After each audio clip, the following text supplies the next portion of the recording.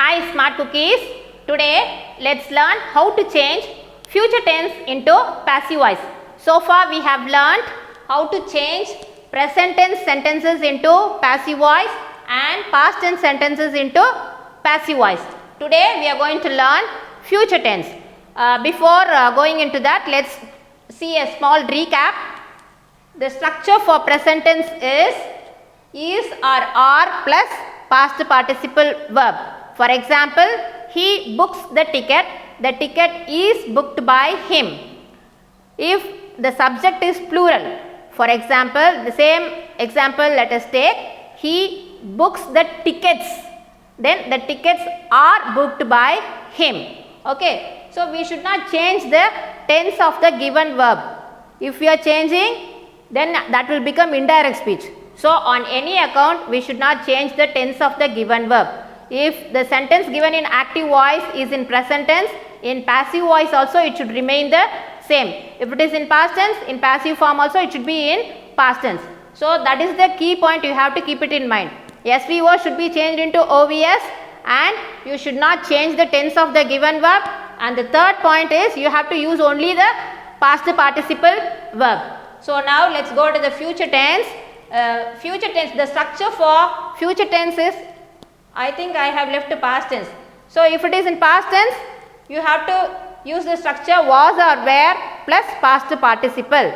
The same example, he booked the tickets, the ticket was booked by him. If it is in plural, he booked the tickets, then the tickets were booked by him. If it is singular, use singular verb. If it is plural, use the plural verb.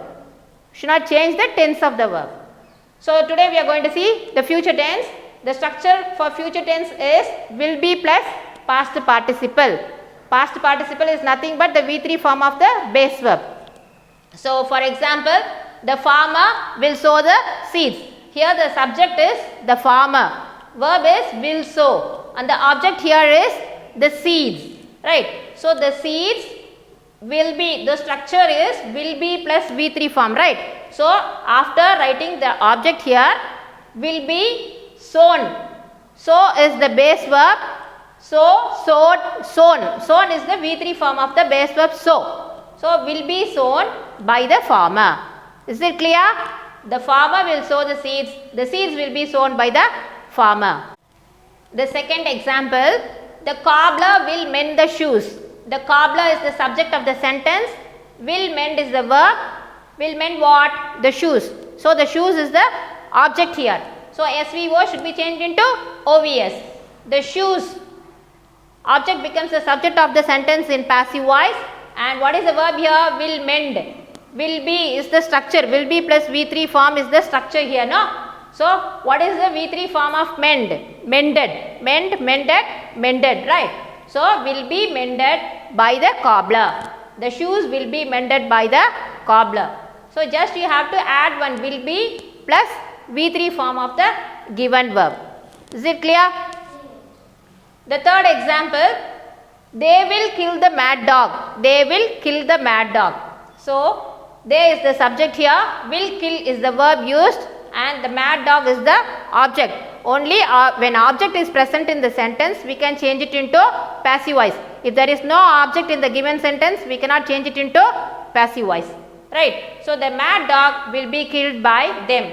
The mad dog is the object now. So first we have to, object should become the subject in the passive voice. So the mad dog. Then kill is the root verb used here. Kill, killed, killed is the V3 form of the verb kill. So will be killed by, they should be changed into them. So the pronouns I should be changed into me, he, him, she, her, they should be changed into them. That we have seen in the first video itself, right. So I think now you would have understood the concept of the future tense. Next two tenses we will see in the following video. Thank you.